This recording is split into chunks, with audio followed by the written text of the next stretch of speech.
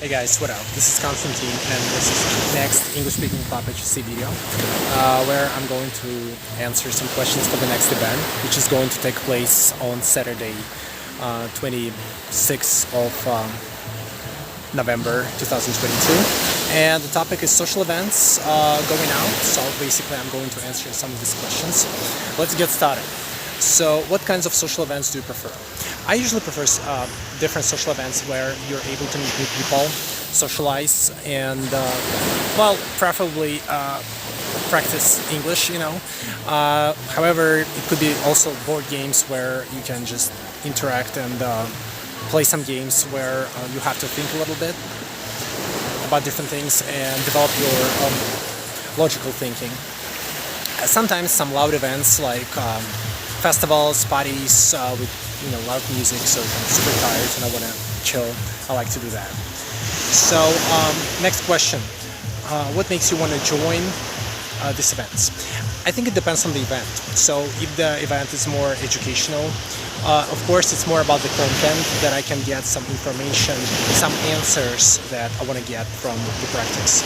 On the other hand, it could be more like about just people, so I know that some interesting people are visiting these events and that they have the same interests as me, so I'll be able to take part and have a great time there. Next, describe an event you visited recently and enjoyed. What made it cool for you? Yeah, unfortunately, while traveling, most of the events that I visit from time to time are couch surfing events when backpackers gather together and just have a conversation. There are lots of tours provided like hiking and stuff, which I don't like that much, to be honest. So for me, it's just more comfortable to stay in a chilling environment, maybe a bar or a nice lounge, and people can get to know each other, share some common interests, etc. So there have been a lot of events like that recently, and for me it's always great to socialize and get to know people in English, especially when they're native speakers. Also non-native speakers are good enough for going out and having a great time. I think the event that was kind of special for me recently was probably night out in Thailand when there was a loud nightclub. So I also posted the story on Instagram. So for me it was so different because I don't usually go out to loud places with a lot of loud music, but there was like a typical nightclub night out, and people just listened to music, danced. So it was pretty impressive for me recently. Okay, next, do you prefer to take part in events or observe, and why? Again, depends on the events.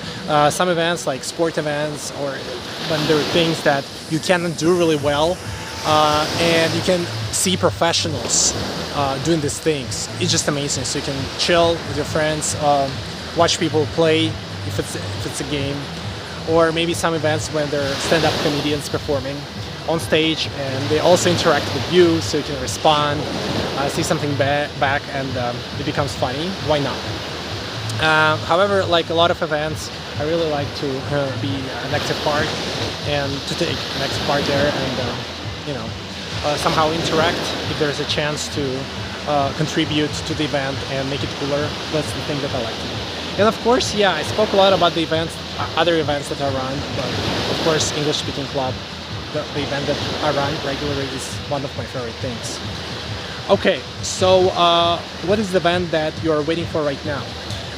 Basically, yeah, I'd say English Speaking Club, so I always wait for it every single week because there I can always see new people and also interact with everyone.